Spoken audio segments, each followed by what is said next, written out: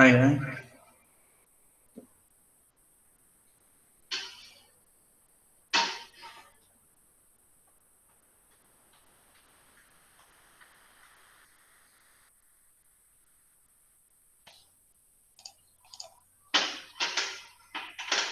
Então, mais uma vez, bom dia, paz do Senhor a todos. Hoje, vamos dar continuidade, ao nosso estudo sobre os fundamentos teológicos do aconselhamento bíblico, parte 3, certo? Nós estamos estudando o livro do John Bebler e Nicholas Allen, Fundamentos Teológicos do Aconselhamento Bíblico e suas aplicações práticas. Hoje, iremos ver os capítulos 6 e 7. O capítulo 6 é a doutrina do homem no aconselhamento bíblico, e o capítulo 7 é a doutrina da igreja no aconselhamento bíblico. Queria iniciar, então, orando ao Senhor. Senhor Deus, amado Pai, Pai querido e Pai amado, que nesta manhã o Senhor nos encha com Teu Espírito, nos dê o conhecimento, mas que o Senhor nos dê a capacidade pelo Teu Espírito de aconselhar, de ajudar, de orientar, de consolar, de repreender, se necessário, Senhor, em todo e qualquer momento, em toda e qualquer situação. Em nome de Jesus, Pai, oramos para que Tua igreja venha a refletir todos os dons e ministérios que o Senhor tem nos dado no poder da salvação que Cristo realizou. Em nome de Jesus, que o Teu poder, que age através de nós, venha se manifestar em irmãos maduros que possam ser capazes de aconselhar e ajudar outros irmãos, às vezes que necessitam apenas de uma palavra, mas de uma palavra que vem de Ti. E isso faz toda a diferença. Em nome de Jesus. Amém. Amém, irmãos. Então, como eu já disse, o livro que nós estamos utilizando, certo?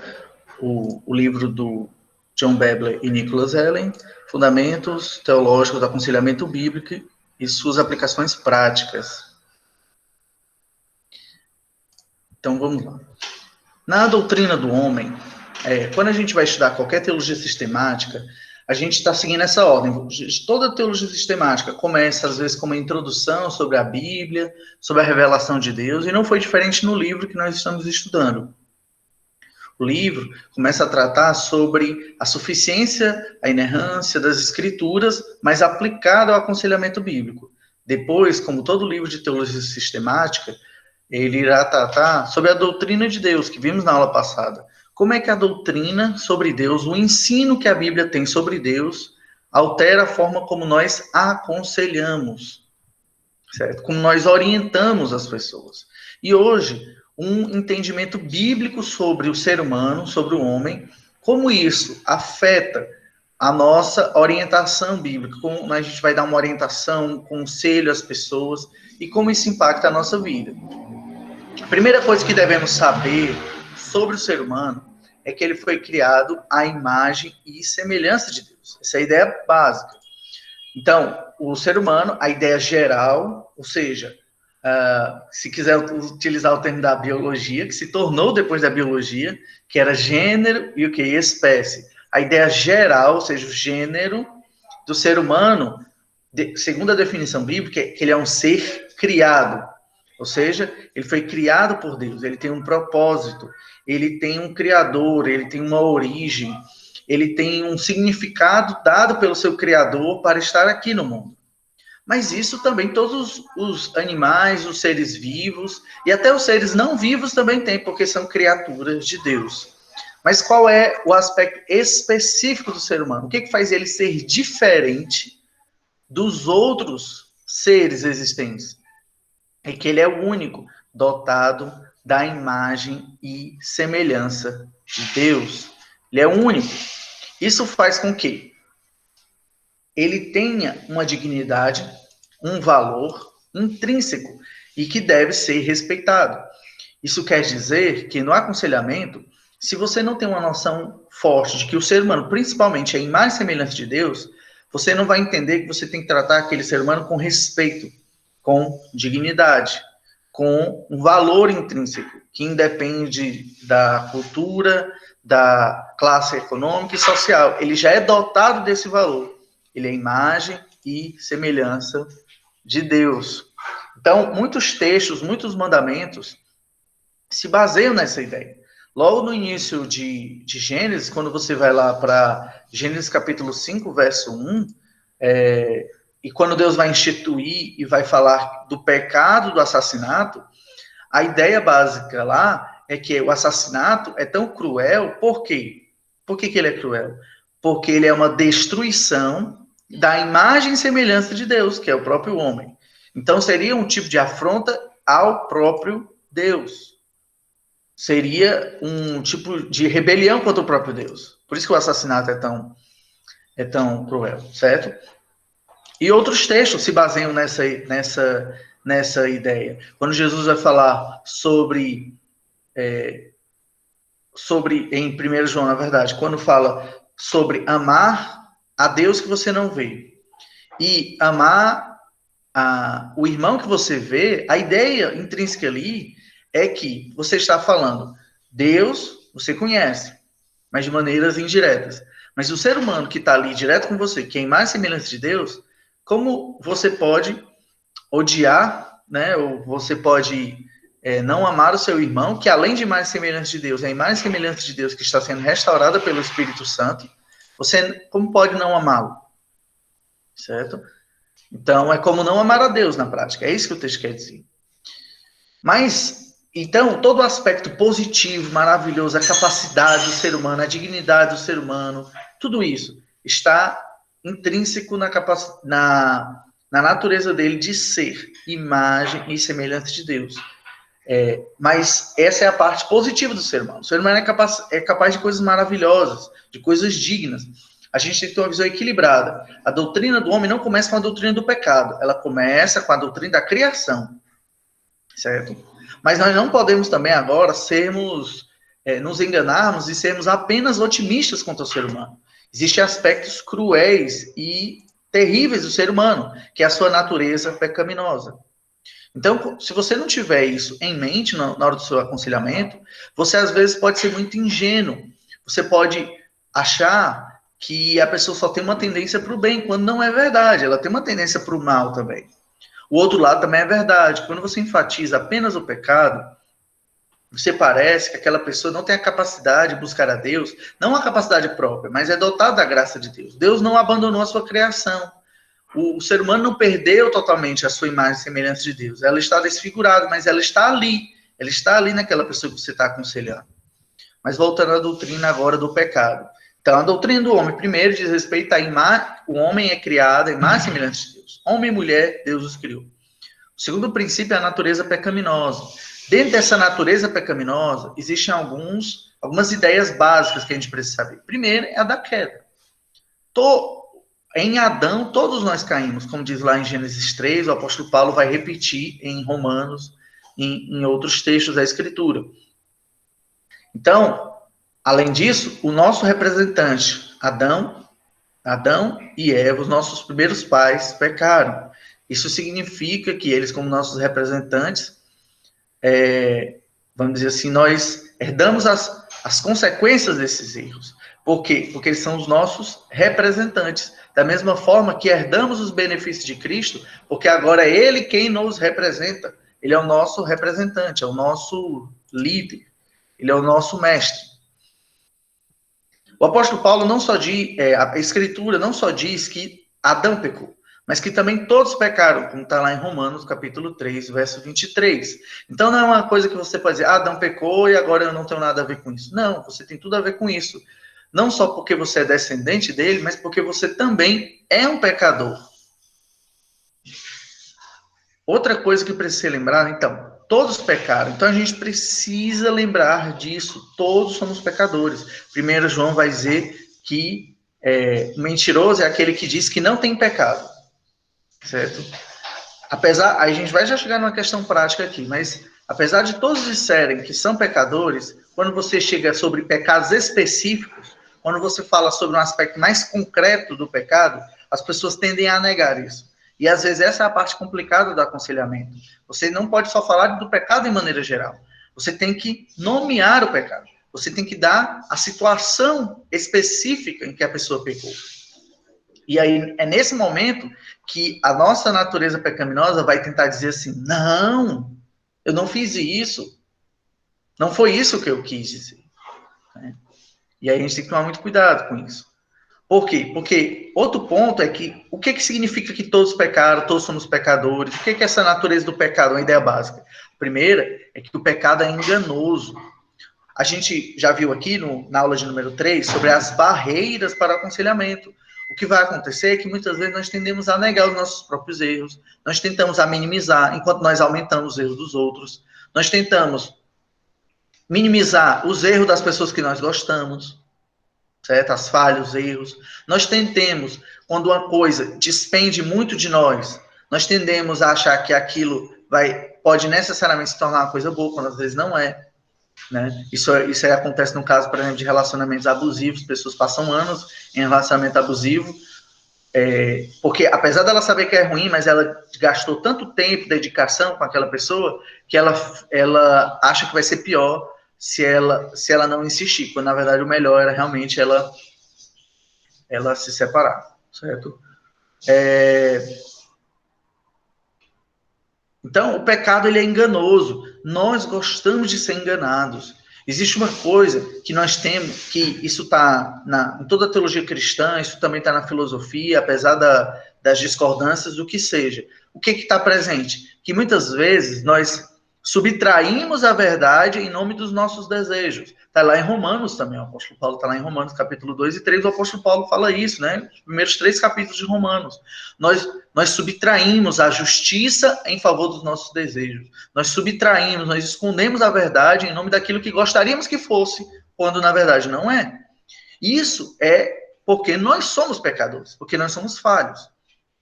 Então, às vezes nós mentimos para nós mesmos, mentimos sobre as nossas motivações, sobre as nossas intenções, sobre coisas do passado que nós fizemos de ruim, nós podemos minimizar, ou também o contrário, pode acontecer da gente piorar a situação na nossa mente. Então, a gente tem diversos desvios, erros, enganos, que nós realizamos em nós mesmos. É interessante notar que a realidade do pecado não é só que você é culpado, mas é que às vezes você é vítima do seu próprio pecado.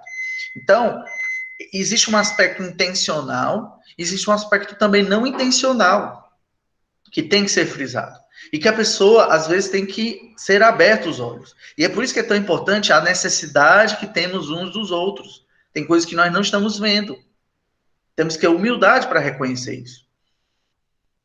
Além do pecado ser enganoso, o pecado é escravizador. Como eu disse, o aspecto não é só que a pessoa ela é culpada, e não, ela é algo que também está em nós intrínseco. Se a imagem e semelhança de Deus está intrínseca em nós, o pecado também. Fazendo com que o ser humano, você pode pensar em seres humanos individuais, mas também no gênero humano em geral, você pode pensar que o ser humano é capaz de coisas extraordinárias. O que podemos dizer aí dos avanços da tecnologia, da ciência, que nos beneficiam de diversas formas. Mas também, essa mesma ciência, essa mesma capacidade do ser humano maravilhosa, pode ser criada para a destruição, para a morte, para o tormento de outros seres humanos. Certo? Então, o pecado, ele é escravizador. Nós temos que lembrar que um dos resultados da verdade que é na palavra é a liberdade. Eu gosto de falar bastante da liberdade, e é preciso nós falarmos da liberdade, porque esse é um dos temas recorrentes na modernidade, na contemporaneidade que nós vivemos. A liberdade é um tema central hoje em várias discussões, várias. Sempre a ideia básica é liberdade. E a liberdade? E a liberdade? E aí, como cristãos, não existe liberdade sem verdade. Esse pessoal quer ensinar liberdade sem verdade. Não existe liberdade sem verdade. E aí a consequência disso é que as pessoas não são livres de verdade. Elas se tornam cada vez mais escravas dos seus pecados. Como Cristo mesmo disse, que ele é o caminho, a verdade e a vida. Em outro momento ele diz, conhecereis a verdade vos libertará. Ora, era a verdade sobre ele mesmo. Então, conhecer a verdade, existe um aspecto aí cognitivo, conhecer a verdade, se relacionar com Cristo, que é a verdade, tem um resultado prático de trazer a liberdade. E também, o pecado ele tem uma consequência eterna. Não podemos esquecer que o pecado não tem só consequências imediatas nesta vida, mas para a vida eterna. Então, o pecado tem consequências eternas na vida de cada pessoa. Então, isso traz uma seriedade na hora que você vai aconselhar. Porque quando você vai aconselhar, você não está só pensando no aqui e no agora. Você está pensando na eternidade daquela pessoa. Você está preocupado, de fato, com toda a vida dela, aqui e além. Certo? Não esqueça disso. Você está aconselhando, você tá realmente preocupado com a totalidade da vida daquela pessoa, inclusive com a vida eterna, e principalmente, não podemos esquecer essa realidade quando a gente for aconselhar alguém, certo? Nós precisamos trazer essa realidade da eternidade no nosso aconselhamento. Nós tratamos aqui na aula passada sobre a doutrina de Deus, e eu resumi todos aqueles aspectos. Deus é totalmente bom, totalmente poderoso, em uma palavrinha: infinito. Infinito, relacionado ao tempo, significa o quê? Eternidade. Então, não podemos esquecer dessa realidade eterna de Deus e vivendo com Ele, vivendo eternamente. Não podemos esquecer dessa realidade. Outra coisa importante, né, dentro dessa discussão sobre a natureza do pecado, é que todo ídolo, na verdade, é uma expressão de nós mesmos. É algo da criação, pode ser o dinheiro, pode ser o sexo, pode ser o poder, mas por que essas coisas na criação de Deus, que não são necessariamente más, se tornam ídolos? Por causa do nosso coração. Porque o sexo, o poder e o dinheiro eu consigo manipular. E a nossa tentação, como imagem e semelhança de Deus, é querer usurpar o lugar de Deus. E aí nós nos enganamos, nós criamos aí um tipo de imagem de nós mesmos falsa, distorcida. Nós não somos os protagonistas, nós somos os coadjuvantes. Quando Deus criou Adão e Eva, era para trabalharem na criação, na terra, e exercerem a vontade de Deus na terra. Então, o problema é que nós sempre somos tentados a o quê? Como nós não podemos manipular Deus, nós tentamos manipular a criação e nós invertemos, nós criamos uma mentira. E essa é o engano do pecado. Nós achamos que alguma coisa da criação é Deus. Nós achamos que o dinheiro é Deus, quando na verdade é assim: eu estou manipulando o dinheiro para os meus próprios interesses, enquanto ao mesmo tempo eu acredito que o dinheiro é que é o meu Deus. Então, a gente cria o quê? Uma mentira.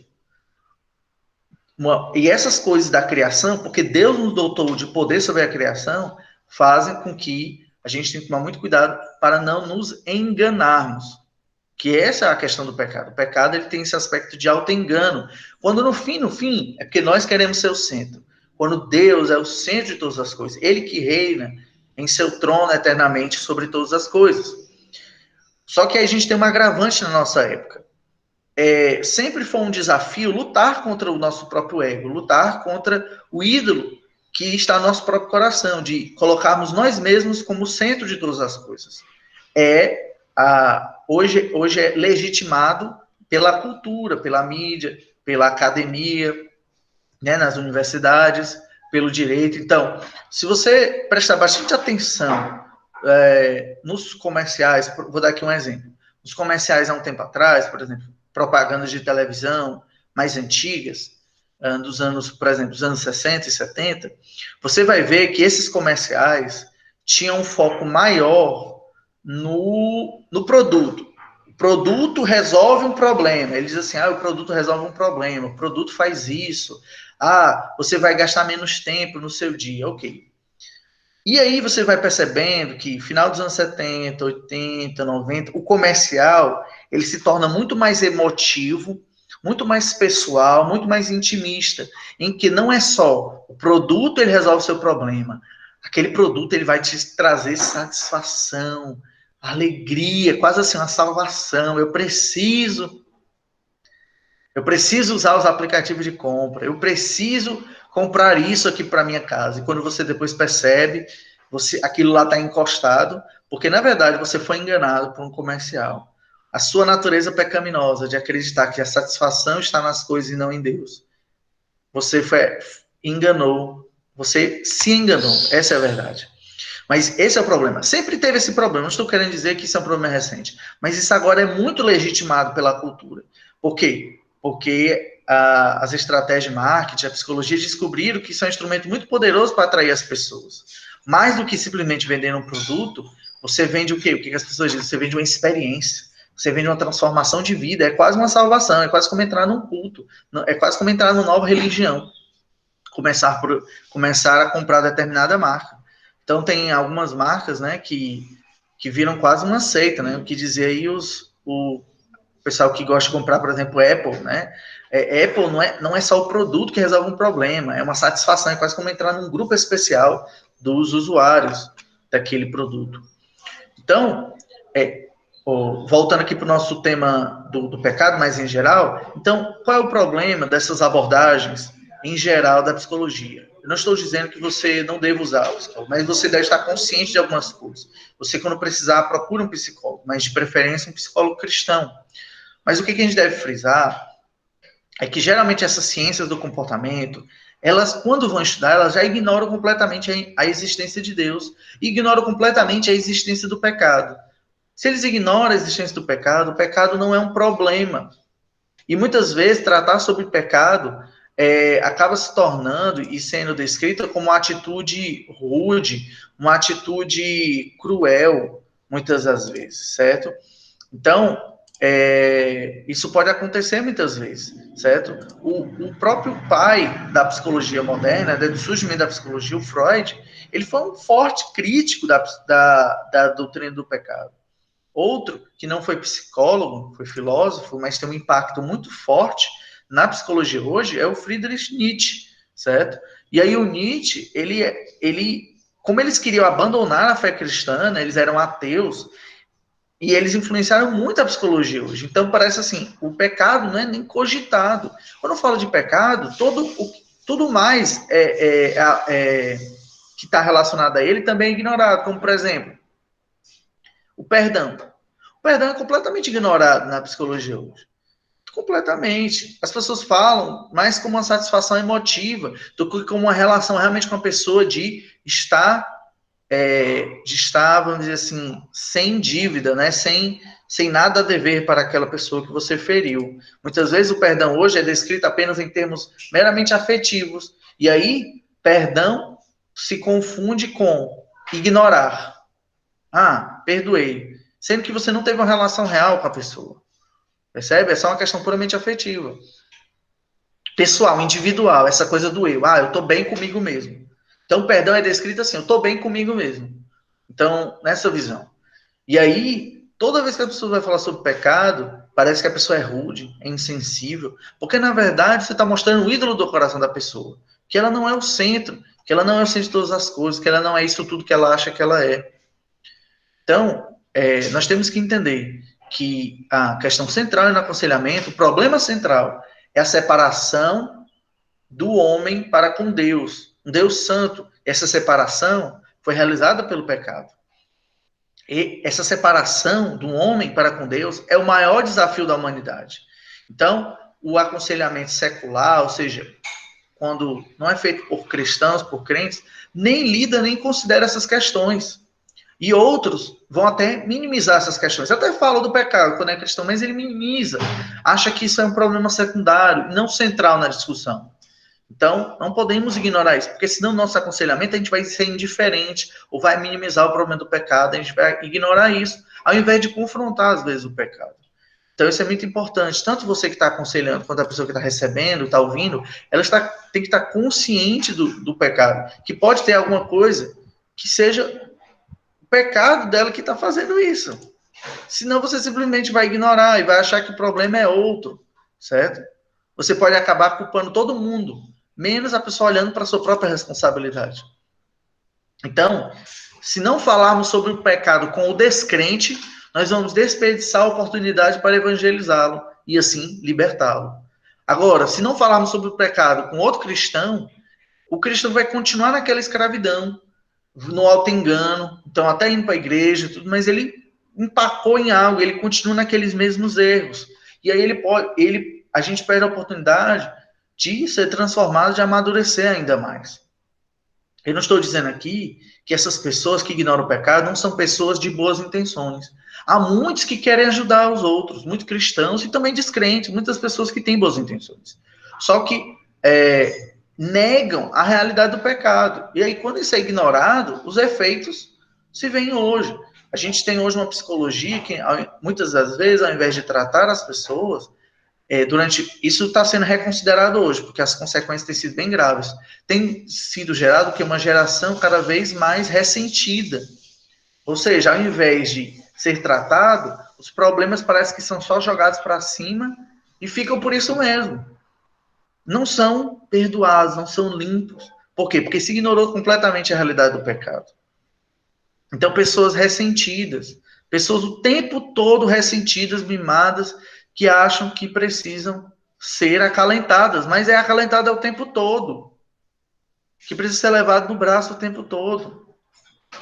Não estou falando para ser insensível, estou falando que hoje em dia, por mais que você fale direitinho, tudo, as pessoas se ofendem com tudo, porque nós vivemos nesse período em que o pastor Guilherme de Carvalho chama de revolução afetiva, em que as pessoas já foram tão autocentradas em si mesmas, nas suas emoções, nos seus desejos, que ao menos cogitar a ideia de que, na verdade, as suas emoções ou os desejos estão errados, ou não devem sempre ser satisfeitos porque eles são errados, é o pior crime, é o maior tabu da nossa época. Questionar isso, questionar como a pessoa está se sentindo, questionar que os desejos dela são errados.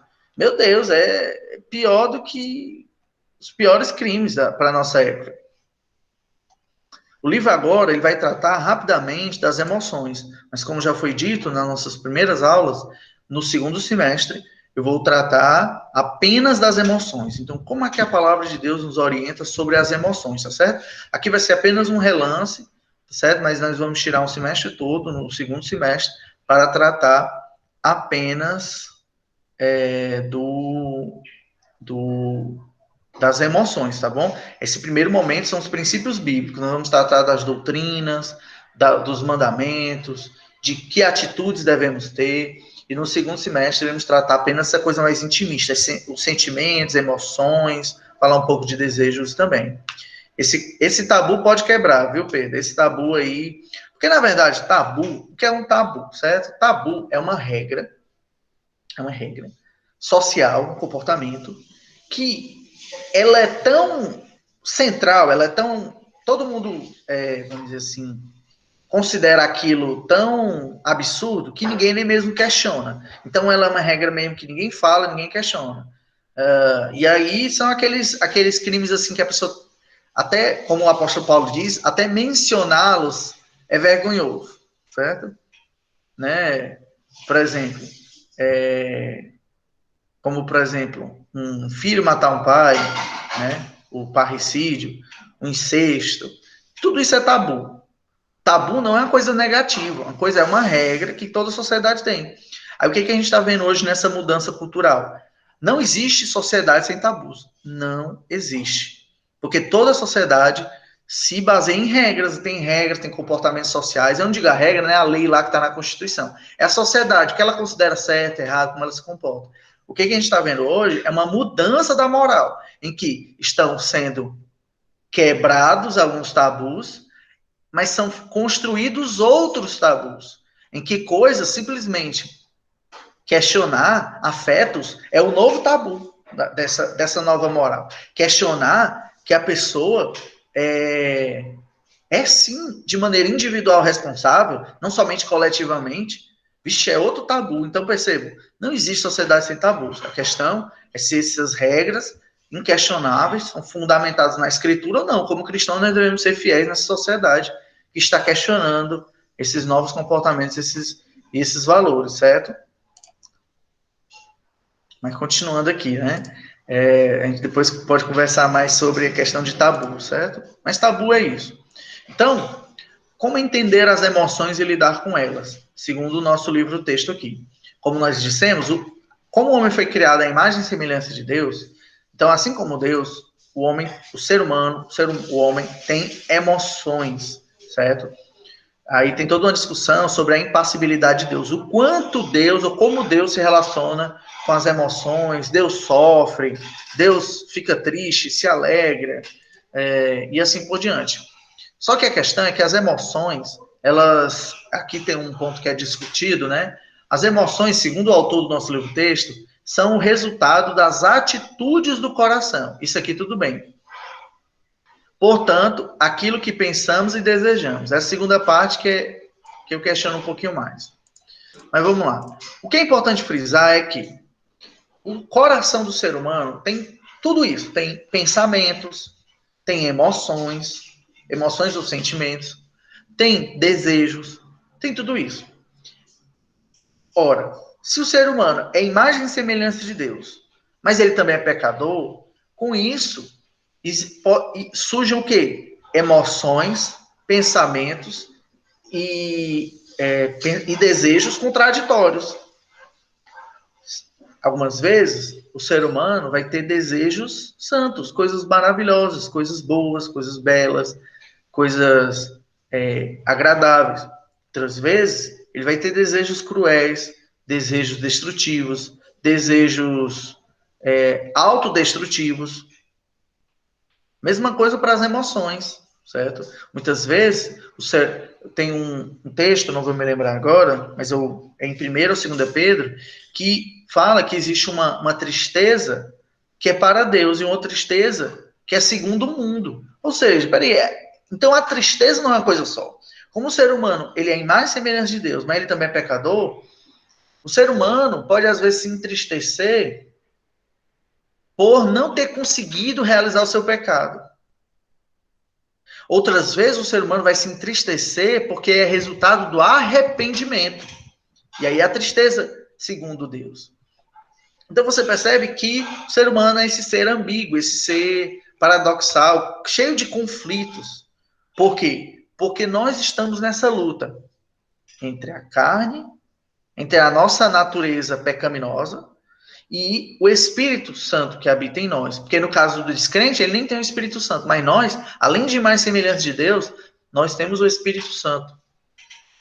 Então, o aconselhamento bíblico, a partir desse entendimento, deve lidar com as emoções a partir da sua fonte, que são os problemas do coração. Também não devemos cair no outro erro, não maximizar as emoções, mas avaliar para discernir o coração. Então, as emoções fazem parte da nossa vida. Não podemos ignorar as emoções, achar que elas não são importantes. A grande questão não é ter ou não ter emoções. Você vai ter emoções. Não é possível não ter emoções. A questão é que é possível educá-las. E esse é o nosso grande desafio, né? Educar as nossas emoções. Em uma determinada situação, vamos dizer assim, conseguir segurar, conseguir aguentar, né? Só que o problema para a nossa sociedade hoje, que está tudo centralizado nas emoções, isso às vezes pode ser descrito como insensibilidade, como arrogância, como indiferença, insensibilidade e assim por diante. Por quê? Porque a gente está tão ligado no 220 da emoção que simplesmente quando a pessoa ela não tem essas emoções explosivas, nós achamos que ela é fria. Esse é o nosso entendimento como brasileiros, por exemplo, de pessoas de outros países, né?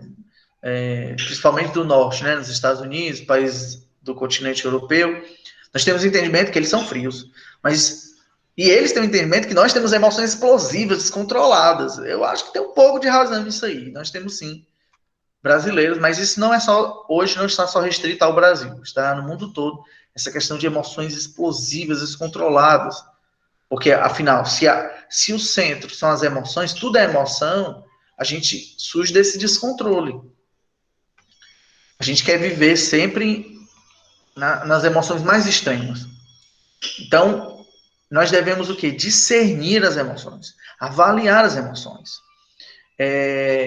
Existe um conceito, muitas vezes hoje esquecido, que une emoção à ética, que é o nome emoções justas. Existem emoções, irmãos. Vocês estão nos ouvindo aqui, isso serve para adultos e adolescentes, mas eu acho que é mais principalmente para o adolescente que está nesse momento de se entender no mundo. Existem emoções que você sente que não são apropriadas. Isso aqui vai parecer rude para você, mas não é. Existem emoções, respostas que você tem emocionais a determinadas situações que são exageradas.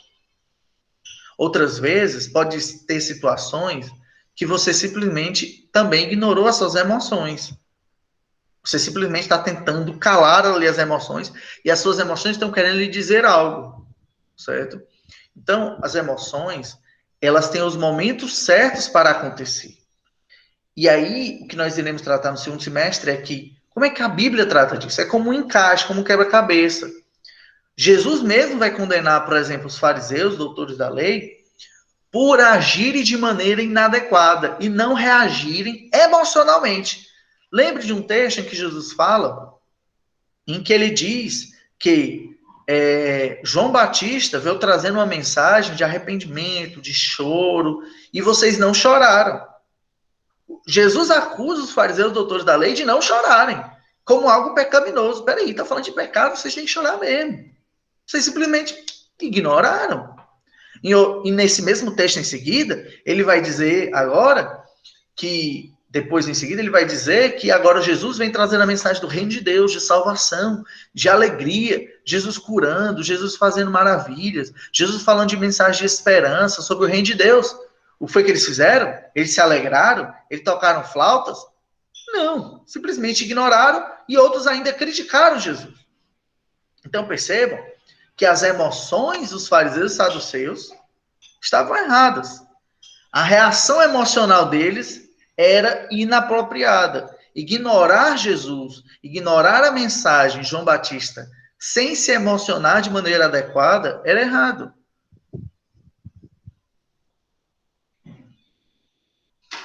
Então percebam que nós devemos... O nome dentro da teologia que nós tratamos disso é a ortopatia. É o pathos, os desejos, as emoções, que vai... Essa palavra, né, só para explicar um pouquinho, orto é reto, direto, justo, né, na medida.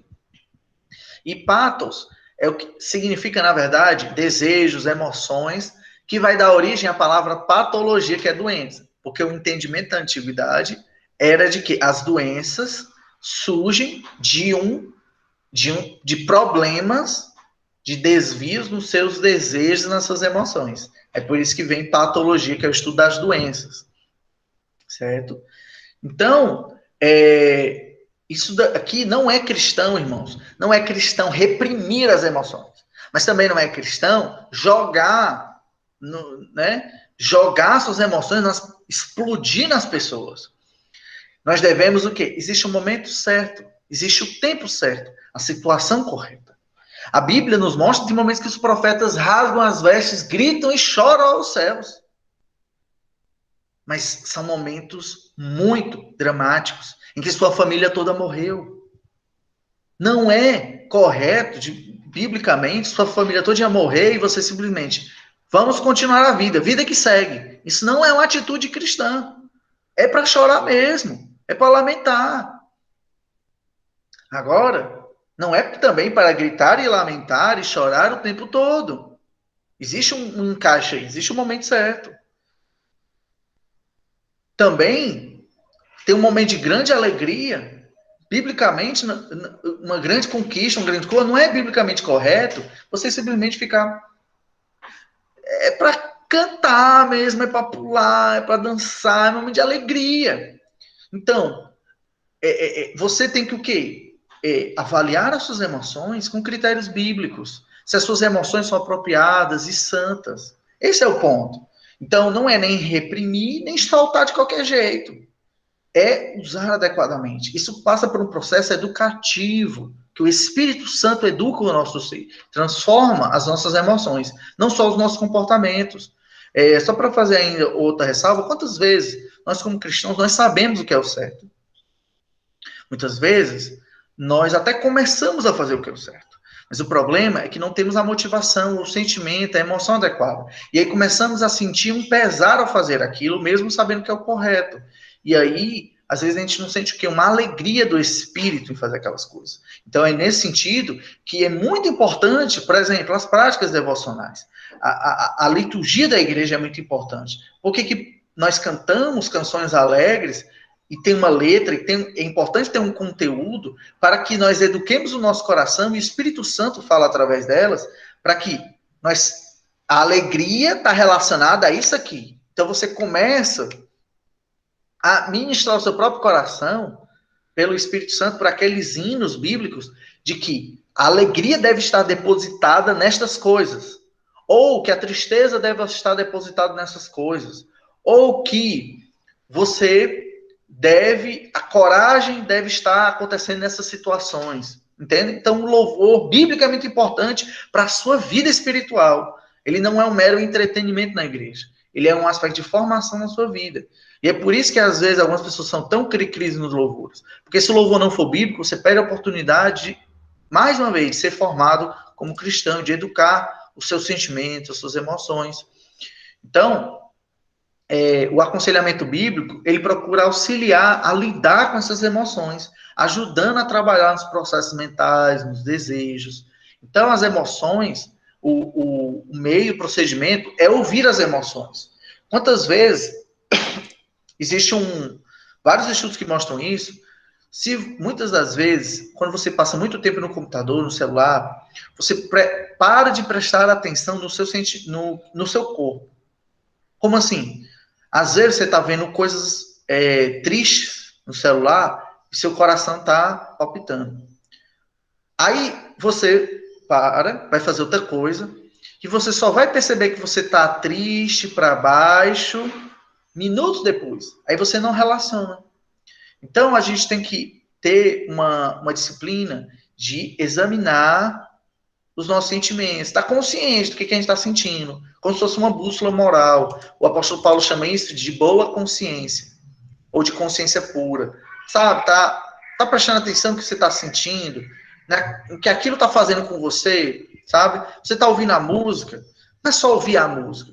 Preste atenção no que ela está produzindo em você, como é que ela está fazendo você se sentir.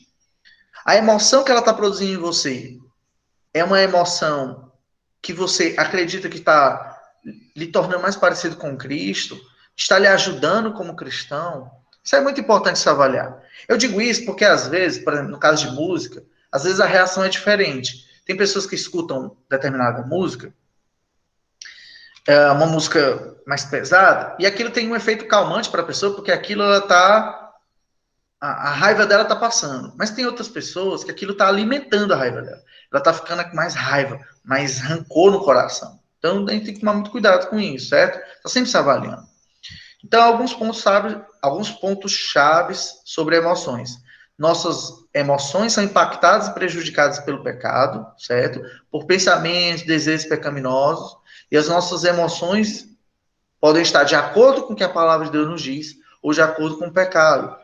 A gente pode tomar muito cuidado com essa cultura hoje que coloca as emoções no centro, e isso o ser humano tem muito, ter alegria em coisas ruins e se entristecer com coisas boas. Quantas vezes pessoas se entristecem com a alegria do irmão, por ciúmes, por invejas? Então a emoção está colocada no lugar errado. Não é o momento apropriado de se entristecer, é o momento apropriado de se alegrar. Certo? Outras vezes você pode se sentir alegre com a destruição de alguém. A destruição de alguém que você não gosta. Simplesmente porque você não gosta. Você torce pela destruição dela, pela queda dela. E aquilo no seu coração dá uma coisinha. Por fora você pode estar até sendo, mas por dentro aquele sorrisinho dentro. Então, emoções são reflexos desses pensamentos, desses desejos, e que motiva a agir de acordo com o sistema do mundo, que a gente tem muito cuidado. Nossas emoções, 2, devem honrar a Deus. Então, nós devemos, através do domínio próprio, através daquelas virtudes que trabalhamos sobre o fruto do Espírito, isso deve se refletir nas nossas emoções. Então, está tudo junto, emoções, pensamentos, desejos. Então, precisamos trabalhar ela a partir da palavra, daquelas ferramentas que Deus nos dá, da vida devocional, do louvor, do culto público. Cante, irmãos, porque você precisa disso. Precisa disso. Deus merece ser louvado, porque é mérito dele. Ele é digno de glória. Mas você louva porque você precisa disso. Então é uma questão de necessidade. Você precisa educar as suas emoções. Então, cante, louve ao Senhor, por exemplo, nos cultos online, como estamos agora. Não seja só uma coisa que você está ali de maneira passiva, participe. Deixe Deus falar com você e trabalhar suas emoções também. Então, nossas emoções, apesar disso, não deve ser o foco central da nossa vida. Ah, pronto, eu senti, eu estou justificado. Se eu sentir, está certo. Se eu sentir que é assim, então é assim. Não, a gente tem que, como nós dissemos, nós também somos pecadores. Nós temos que ter essa desconfiança. Nossas emoções podem estar nos enganando. Não por serem emoções, mas porque nós somos pecadores. Então, nós temos essa diversidade de emoções. Não devemos desprezá-las. Elas só, como um quebra-cabeça, como aquele. Vocês, não sei se vocês devem lembrar, existe um brinquedo, né? Até hoje ainda existe, né? Que a criança aprende a encaixar o triângulo no espaço triangular, o retângulo no espaço retangular, a bolinha. É a mesma coisa. Essa é a ideia central aqui.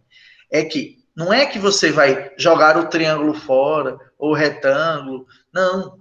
A questão é que ele deve encaixar no local certo, na situação certa, certo? E isso é o mais difícil, certo? Aí tem algumas filosofias que dizem assim, joga o triângulo fora, ou seja, essa emoção aí não presta. Não, você não deve ter. Que isso é retratado de maneira bem legal no Divertidamente, nesse filme. Bem interessante esse filme. A pessoa só quer alegria. Ela só acha que é só para ser feliz. Seja feliz, seja feliz. Tristeza não, tristeza não. Não. Aí, às vezes, aí o problema vem por outro caminho, porque a tristeza, Deus tem o seu local apropriado para acontecer. Jesus mesmo chora.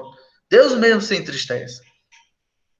Mas também tem outras filosofias que não jogam o triângulo, as figuras fora, não. Tem gente que diz assim, o triângulo é para encaixar na situação triangular, ou o quadrado onde encaixa o quadrado. Tem gente que diz assim, é um triângulo, a pessoa tenta encaixar o quadrado, não vai caber. Aí quebra, ela quebra a cara, ela fica frustrada. E aí ela acha, aí depois ela cai que nem o erro da outra. Ela acha que o problema são as emoções. Não, o problema é o pecado, que é essa falha do ser humano, que é esse mal. Certo? Outra coisa importante a frisar é que nós somos responsáveis por obedecer a Deus, independente como nos sentimos.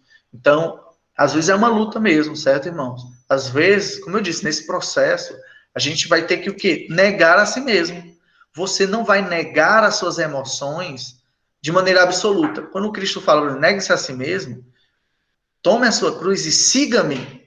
O siga-me é que você nega certos aspectos, mas agora você assume outros para a sua vida. E aí, nesse processo, às vezes é um pouco doloroso. Você pensa, você sentir de maneira diferente, sentir o mundo, sentir as pessoas, os seus relacionamentos. Quando a pessoa às vezes dá um carão em você, como você reage quando a pessoa dá uma bronca em você? Como um amigo, um seu pai, sua mãe, um irmão da igreja, como é que você se sente? Tudo bem, é normal se sentir triste, mas será que essa tristeza é destruidora, é avassaladora, é do tipo paralisante? Então ela tem problemas, né? Então, nesse sentido, a gente tem que negar. Temos que negar essa tristeza, mas regular ela, vamos dizer assim, por sermos discípulos de Cristo. Temos uma orientação mais adequada dessa tristeza, certo? Então, temos a certeza, por exemplo, nós falamos na outra aula também sobre a doutrina de Deus, falamos sobre o amor de Deus. Você ter a certeza de que Deus te ama. E também, quando for aconselhar e repreender, aquela pessoa ter certeza também que ela está sendo amada ali, certo? Então, um breve resumo acerca das emoções. Primeiro, Deus sente e expressa emoções. 2, as emoções de Deus são retas, santas, justas, amorosas e sempre apropriadas. Apropriadas tem essa ideia, como eu falei, de encaixe, no momento certo, na situação certa. 3, nós somos criados à imagem de Deus. 4, sentimos emoções. 5, nossas emoções são resultado das atitudes do nosso coração. 6, nossas emoções têm origem em nossos pensamentos e somos plenamente responsáveis por eles. 7, nossas emoções são impactadas e prejudicadas pelo pecado. Próximo tópico é como tratar o pecado. Quando nós vamos aconselhar os incrédulos, o foco é ajudá-los a ver que são pecadores, escravizados pelo pecado. Você tem que mostrar para ela que a pessoa tem um problema. E que muitas das vezes o problema está nela mesmo, certo? Eu não estou falando aqui de pessoas que sofreram traumas, que alguém fez um mal a ela. Mas é interessante notar que também, se a pessoa não vê um escape, se ela ficar se enganando que ela sempre vai ser presa àquilo ali, o que vai acontecer? Ela nunca vai ser liberta. Então, existe uma realidade do pecado no sentido também da pessoa sempre se ver o quê? Como vítima. Certo? Eu não estou dizendo que não existam pessoas vítimas de crime. Eu estou querendo dizer que a pessoa sempre se ver como vítima também é um dos efeitos do pecado, certo? Então, a gente tem que mostrar para ela o quê? Não é só botar ela para baixo, é mostrar para ela, olha, você está vendo isso aqui? Você tinha prestado atenção nisso aqui, irmão? Eu não tinha prestado atenção, não.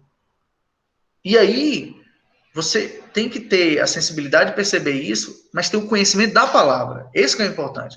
Para na hora adequada, dar a palavra certa, no momento certo, isso vai trazer vida. Além disso, o uso das escrituras pode ser muito eficaz para ajudá-las a entender que são pecadoras.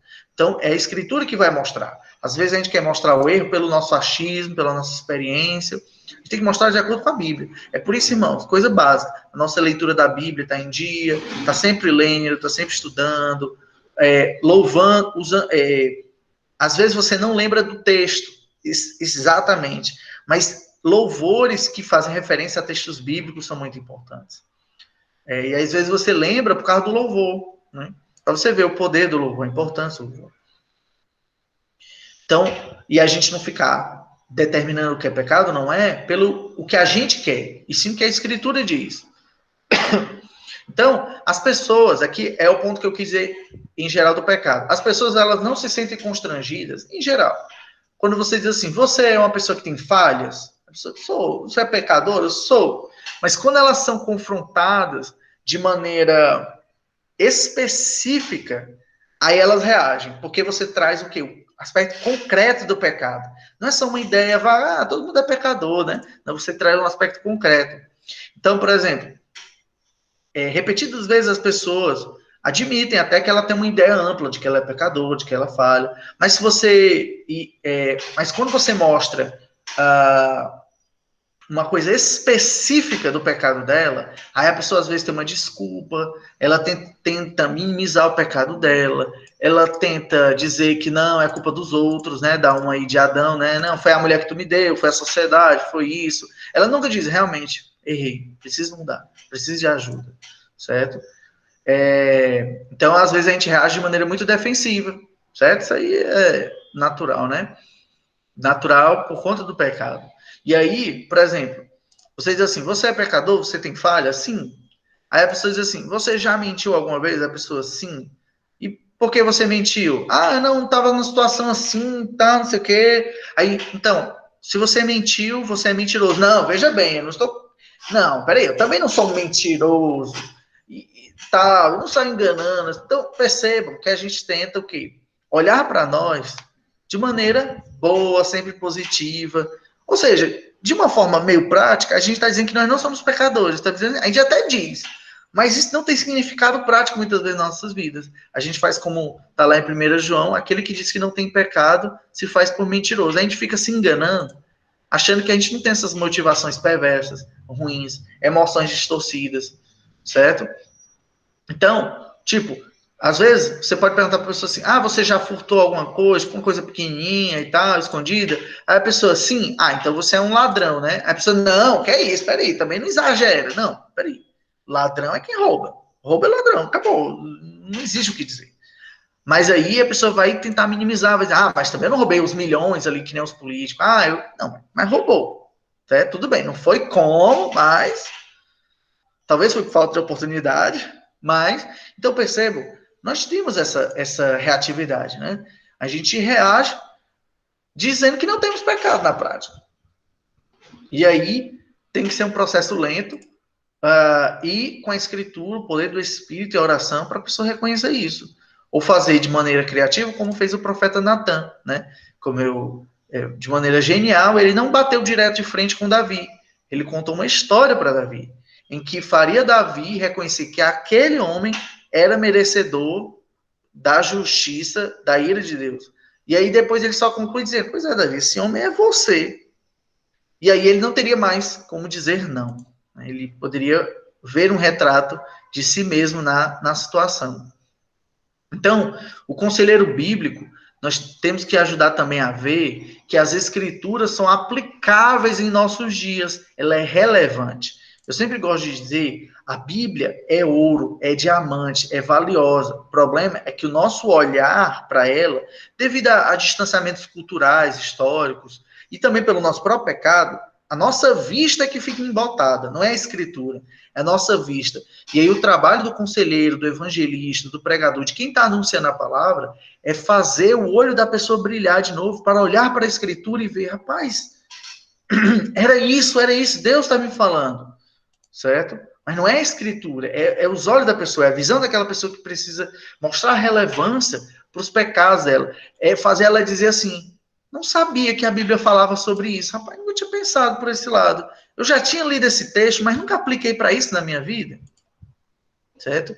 Então, por último, o conselheiro bíblico pode usar a Bíblia para apresentar eficazmente o evangelho de diferentes maneiras. E aí, quando Cristo é apresentado na Escritura, é de diversas maneiras. Ele é o pão da vida, ele é a porta, ele é a videira, ele é... Então, eu já vi muitos testemunhos e relatos de pessoas, por exemplo, você vai evangelizar o pescador, use os textos que Jesus é o pescador, que está lá pescando, certo?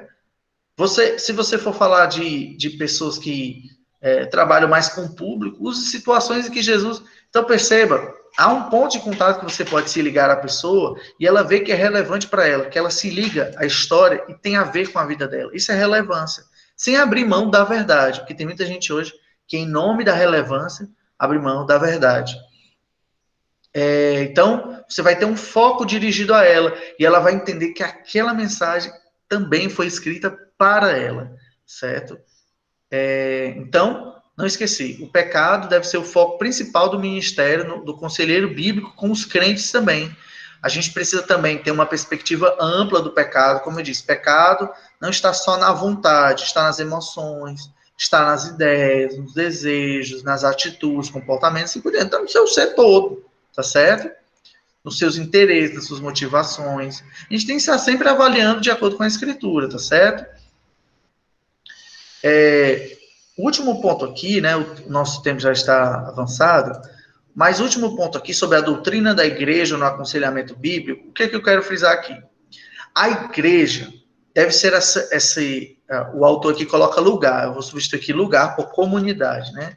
Deve ser essa comunidade onde todos os ministérios da Bíblia acontecem, certo? Então, primeiro nós tratamos da doutrina do homem, certo? Pecado, imagem e semelhança de Deus e o que significa nas emoções. E a doutrina da igreja no aconselhamento? Não esqueça, você está aconselhando, mas dependendo da situação, dependendo também da pessoa, não, ela pedir ajuda de mais uma pessoa, mas isso tem que ser o quê? Descrito, certo? Ou seja, você está aconselhando uma pessoa, você não vai ficar espalhando para todo mundo, a questão do sigilo é muito importante, da confiança, mas se você vê que é um problema muito grande, não é errado conversar com a pessoa e dizer assim, olha, eu posso conversar com fulano para que nós juntos possamos te ajudar, certo? Nós vimos recentemente o caso, né, da nossa irmã Ima, certo? Na igreja. Então, perceba, a pessoa chega e conta um problema, mas você não pode simplesmente espalhar para todo mundo. Você diz, irmã, posso nos unir aos outros irmãos? E use, a igreja local é para isso, certo? Essa comunidade, em que todos os ministérios são exercidos, em que a vida frutifica, certo? E aí, dependendo disso, você vai aplicar de maneira diversa para cada situação. E é aquela tabelinha que eu mostrei na aula passada. Você, de maneira geral, é aconselhar para edificar. Mas, para algumas pessoas, elas vão precisar o quê? Você precisa ensinar, instruir e educar. Ensinar tem a ver com passar realmente um conteúdo. Às vezes ela não conhece a palavra, ela não conhece a doutrina, ela nunca leu aquele texto bíblico. Instruir tem a ver com dar uma ordem. Então, ela vai saber o que deve fazer, um procedimento, uma atitude, certo? Uma ação.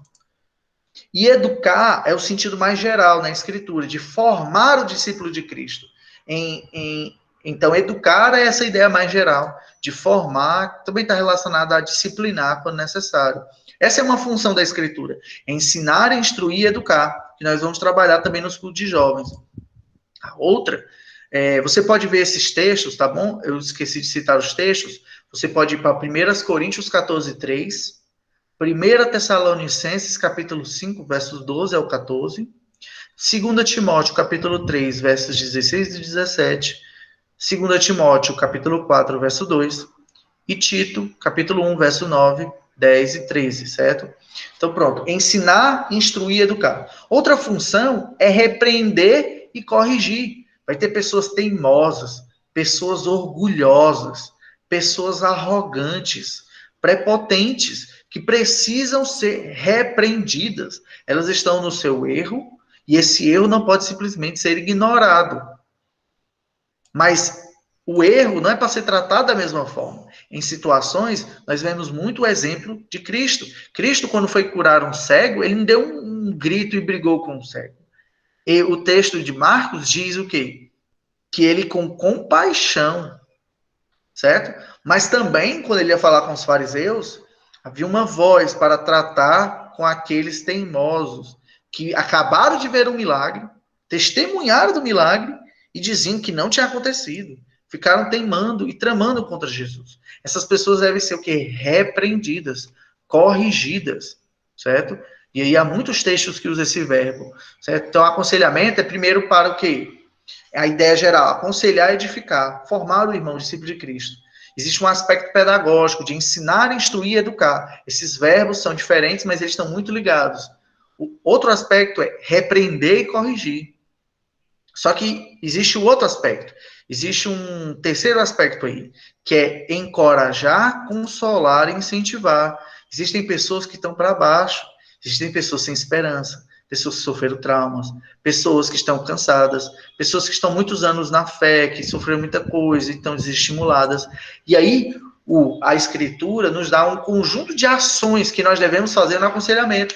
Muitas vezes nós devemos encorajar, animar mesmo. O verbo lá é paracalé, chamar mesmo a pessoa a se reanimar, a despertar. Então, existe essa palavra também. Não é só porque os coachings, a teologia da prosperidade usa, que a Escritura não diz. Só que você deve consolar, encorajar, estimular com o que a Escritura diz, com a esperança que há em Cristo, com a comunhão da igreja, com os dons do Espírito, confiando no amor, na providência de Deus, certo? Aí você tem que levantar a pessoa. Então, você vai encorajar, animar. Outras vezes, ela passou por uma situação muito difícil, ela está sofrendo muito. Ela pode ser uma doença crônica, pode ser um trauma, um abandono. Então, ela precisa ser consolada, ser o quê? Confortada. Ela está sofrendo. A pessoa sofrendo, ela precisa, a sua dor precisa ser aliviada. E outras vezes, como eu disse, às vezes ela precisa ser incentivada, estimulada. Ela não é que ela está triste no sentido que sofreu um trauma. Ela só está assim, aquela apatia. E aí a Bíblia usa lá em Hebreus capítulo 10, versos 24 e 25, a ideia de incentivar, de estimular. Então, o aconselhamento não é só para dar bronca, não, certo? Às vezes você precisa chamar o irmão, você vê o irmão estar abatido ali e diz assim, irmão, eu estou aqui com você, nós estamos torcendo pelo seu sucesso. Cristo vai ajudar você. A igreja está orando por você. Nós confiamos. Em nome de Jesus, nós vamos vencer essa dificuldade, certo? Irmãos, não esqueça da esperança que é em Cristo. Chega para um irmão e diz assim, irmão, eu sei que você está muitos anos na fé, mas a gente precisa renovar a nossa fé em Cristo, a vida na obra e tal. Estou vendo assim, você muito cabisbaixo, muito assim, não é mais como era antigamente, sabe? E aí, renovar, olha, o Espírito Santo renova as nossas forças. Nós devemos não colocar nossas esperanças nos homens, mas em Deus, sabendo da nossa esperança que é em Cristo. Então, perceba, você usar palavras de ânimo, de estímulo também. Não é só chamar alguém, chamar assim para conversar, não é só para dar bronca, não, tá bom? Tem gente que só tem uma voz para tudo, é só bronca. Tem gente que é só estímulo, é tudo, vai dar tudo certo, é isso aí. Às vezes, uma broncazinha também é necessária. E as duas últimas funções para concluir a aula de hoje, é confessar ao Senhor como Salvador. O aconselhamento tem essa função de levar a pessoa a Cristo, mas até o crente precisa diversas vezes se arrepender para coisas específicas e voltar a Cristo. Então, outra função do aconselhamento é confessar ao Senhor e confessar o pecado. E às vezes, como diz Tiago 5,16, dependendo da situação, confessar até uns aos outros. E por último, a última função que eu consegui resumir assim a função do aconselhamento é entrar, avaliar e expor. Ou como dizem em termos bíblicos, como uma metáfora lá da espada, de dois gumes, lá em Hebreus, capítulo 4, versos 12 e 13, penetrar, julgar e expor. A palavra lá é penetrar mesmo, entrar. Julgar, a palavra lá é críticos, é distinguir, é ter um critério. E aí ela vai distinguir, depois vai expor. Então, muitas vezes a pessoa ela não está percebendo. A palavra de Deus vai discernir as intenções, os desejos do coração dela, quais são os problemas, mas também quais são as soluções. Então, percebam, a igreja está capacitada pela palavra, e é sempre pela palavra, e no poder do Espírito, a exercer todas essas funções. Então, você tem que ter o quê? Sabedoria para agir como Cristo. Cristo é o nosso modelo. E Cristo é o nosso modelo, que, independente da situação, se você vai ensinar, instruir, educar, repreender e corrigir, encorajar, consolar, incentivar, confessar ao Senhor o pecado, ou vai expor o problema, mostrar para a pessoa, abrir os olhos dela para uma determinada situação, tudo isso deve ser feito com paciência, como diz o texto, ser longânimo para com todos. Então você tem que avaliar, essa pessoa é uma insubmissa? Você vai repreender. Essa pessoa é uma pessoa abatida? Eu vou encorajar. Essa pessoa é uma pessoa, assim como a gente diz, não se toca da situação? Eu tenho que expor o problema a ela. Essa pessoa é um novo convertido? Ou uma pessoa que esqueceu desse texto bíblico aqui? Eu vou educá-la, eu vou ensiná-la. Tá bom? Então não esqueçam disso, irmãos. Não esqueçam que não é errado, não é ser relativista, ter uma voz para cada situação. Porque mesmo essa situação são situações universais. Você sempre vai passar por pessoas insubmissas. Você sempre vai passar por pessoas abatidas. Mas sempre um abatido você deve encorajar, não terminar de destruir. Assim como uma pessoa insubmissa, você não deve encorajar ela. É isso aí, meu irmão. Continue no seu pecado. Não, você vai repreender. Certo? Então, a gente tem que ter o quê? Como a gente utiliza muito hoje em dia, o que é essa inteligência emocional, né? De perceber, de olhar, avaliar e expor segundo o que a Escritura nos diz. Oremos ao Senhor. Senhor Deus, amado Pai, Pai querido e Pai amado, eu te oro, Senhor, meu principal pedido, Senhor, esta manhã, é que o Senhor nos ajude com as nossas emoções, Senhor. Que o Senhor, que seja os freios das nossas emoções, que o Senhor seja o guia das nossas emoções, que o Senhor, pelo teu Santo Espírito, pela tua graça, eduque os nossos sentimentos, como devemos nos sentir em determinadas situações, como devemos reagir a determinados momentos, como devemos pensar e sentir e desejar e estarmos motivados por determinadas coisas, que possamos agir em cada situação de maneira apropriada, conforme a palavra nos diz, Senhor. Nos ajuda, Senhor, educa as nossas emoções, que nós possamos superar essas dificuldades, Senhor, as nossas dificuldades ao trabalhar as nossas emoções, e que a verdade, a luz da tua verdade venha brilhar nos nossos corações, venha nos libertar, venha nos mostrar, venha a agir de maneira direta nos cultos, nos louvores, na palavra, que as nossas emoções venham a ser transformadas, Senhor. Em nome de Jesus, que possamos ajudar outros também a serem transformados, porque a tua igreja, Senhor, foi capacitada com dons, com ministérios, no poder do teu Espírito, para edificar, para consolar, para repreender e todas as utilidades que a palavra de Deus nos dá. Em nome de Jesus, abençoa assim a tua igreja e nos ensina, Pai. Amém. Amém, irmãos. Amém. Então, essa foi a nossa aula de número 6, a doutrina do homem e a doutrina da igreja no aconselhamento bíblico. Amém.